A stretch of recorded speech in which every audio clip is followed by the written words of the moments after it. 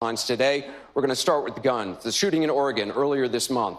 Once again, it brought the issue of guns into the national conversation. Over the last week, guns have been the most discussed political topic on Facebook by 2-1. Senator Sanders, you voted against the Brady bill, mandated background checks and a waiting period. You also supported allowing riders to bring guns in checked bags on Amtrak trains. For a decade, you said that holding gun manufacturers legally responsible for mass shootings is a bad idea. Now you say you're reconsidering that. Which is it? Shield the gun companies from lawsuits or not? Let's begin, Anderson, by understanding that Bernie Sanders has a D- voting record from the NRA. Let's also understand that back in 1988, when I first ran for the United States Congress, way back then, I told the gun owners of the state of Vermont and I told the people of the state of Vermont, a state which has virtually no gun control, that I supported a ban on assault weapons. And over the years, I have strongly supported instant background checks, doing away with, and I think we've got to move aggressively at the federal level in dealing with the straw man purchases.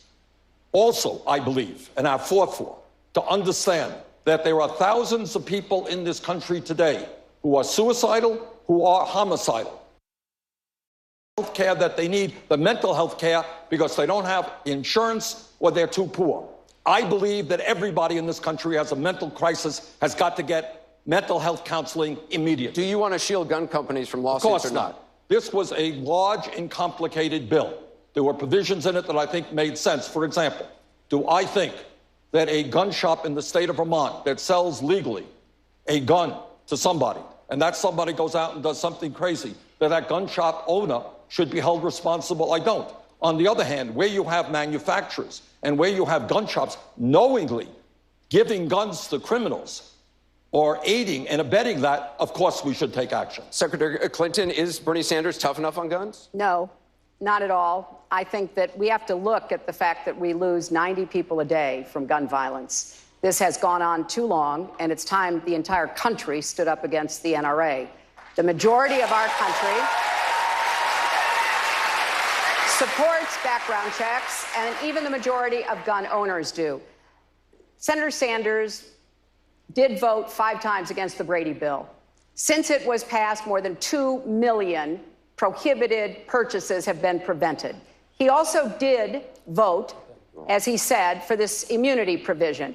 I voted against it. I was in the Senate at the same time. It wasn't that complicated to me. It was pretty straightforward to me that he was going to give immunity to the only industry in America.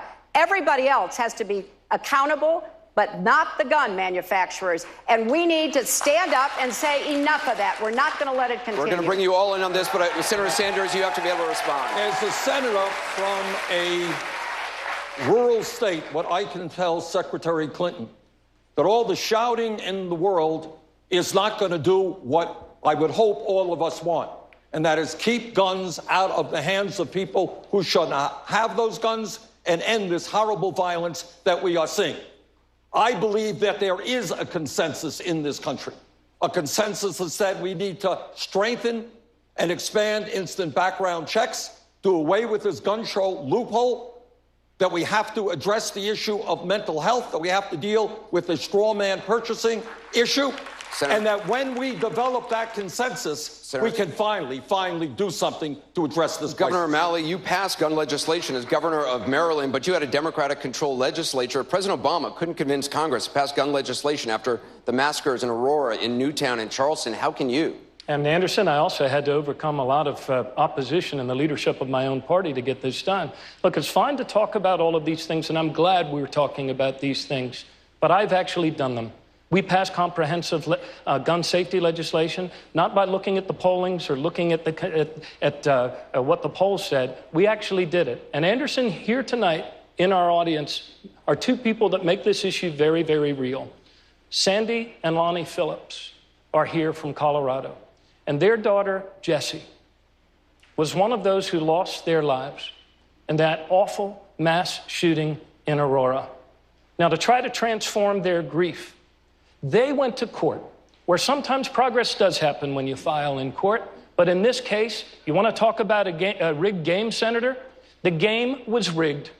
A man had sold 4,000 rounds of military ammunition to this person that killed their daughter, riddled her body with 5 bullets, and he didn't even ask where it was going. And not only did their case get thrown out of court, they were slapped with $200,000 in court fees because of the way that the NRA gets its way in our Congress, and we take a back seat. It's time to stand up and pass comprehensive gun safety legislation as a nation. Senator Sanders, I want you to be able to respond. 30 seconds.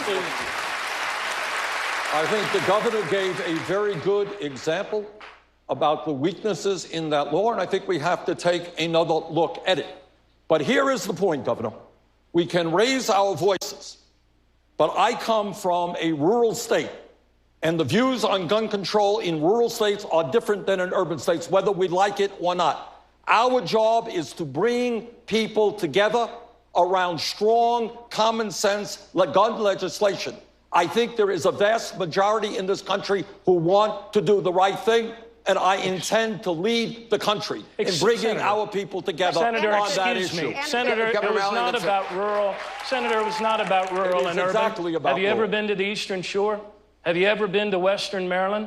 We were able to pass this and still respect the hunting traditions of people who live in our rural areas. And we did it, Anderson, by leading with principle, not by pandering to the NRA and backing down to the NRA. Voting record, I don't think I am pandering, but you have not been in the United States Congress. Well, maybe and when that's you a healthy want to thing. check it out, and if you think that we can simply go forward and pass something tomorrow without bringing people together, you are surely Let me bring mistaken. in somebody who has a different viewpoint. Senator Webb, your rating from the NRA, you once had an A rating from the NRA. You said gun violence goes down when more people are allowed to carry guns. Would encouraging more people to be armed be part of your response to a mass shooting? Look, there are 2 fundamental issues that are involved in this discussion, and we need to pay respect to both of them. The first is the issue of who should be kept from having guns and using firearms. And we have done not a good job on that. A lot of them are criminals, and a lot of the people who are getting killed are members of gangs inside our urban areas, and a lot of them are mentally incapacitated. And the shooting in Virginia Tech in 07, this individual had received medical care for mental illness from 3 different professionals who were not allowed to share the information. So we do need background checks. We need to keep the people who should not have guns away from them. But we have to respect the tradition in this country of people who want to defend themselves and their family from violence. Senator? There are people are going back and forth here for 10 minutes here. There are people at high levels in this government who have bodyguards 24 hours a day, 7 days a week. The average American does not have that and deserves the right to be able to protect their family. Governor Chafee, you have an F rating from the NRA. What do you think about what Senator Webb just said? Yes, I have a good record of voting for common sense gun safety legislation. But the reality is, despite these tragedies that happen time and time again, when legislators step up to pass common sense gun safety legislation, the gun lobby moves in and tells the people they're coming to take away your guns. And they're successful at it. In Colorado and other states, the legislators that vote for common sense gun safety measures then get defeated. I even saw it in Rhode Island. So I would bring the gun lobby in and say, we've got to change this. Where can we find common ground? Wayne LaPierre from the NRA, whoever it is, the leaders, come on, we've got to change this.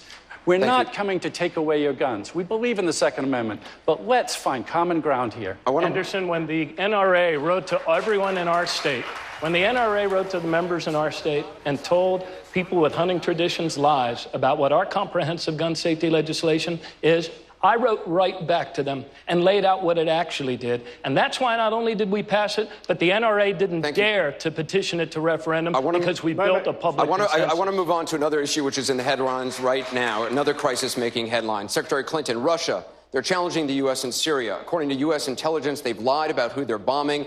You spearheaded the reset with Russia. Did you underestimate the Russians as president? What would your response to Vladimir Putin be right now in Syria?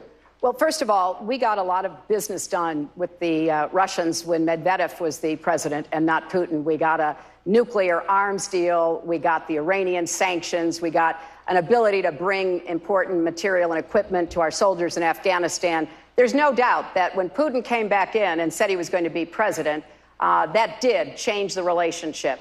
We have to stand up to his bullying, and specifically in Syria, it is important, and I applaud the administration because they are engaged in talks right now with the Russians to make it clear that they've got to be part of the solution to try to end that bloody conflict and to provide safe zones so that people are not going to have to be flooding out of Syria at the rate they are. And I think it's important, too, that the United States make it very clear to Putin that it's not acceptable for him to be in Syria, creating more chaos, bombing people on behalf of Assad. And we can't do that if we don't take more of a leadership position, which is what I'm advocating. Senator Sanders, what would you do differently? Well, let's understand that when we talk about Syria, you're talking about a quagmire in a quagmire. You're talking about groups of people trying to overthrow Assad, other groups of people fighting ISIS. You're talking about people who are fighting ISIS using their guns to overthrow Assad, and vice versa. I'm the former chairman, Anderson, of the Senate Veterans Committee. And in that capacity, I learned a very powerful lesson about the cost of war. And I will do everything that I can to make sure that the United States does not get involved in another quagmire like we did in Iraq, the worst foreign policy blunder in the history of this country.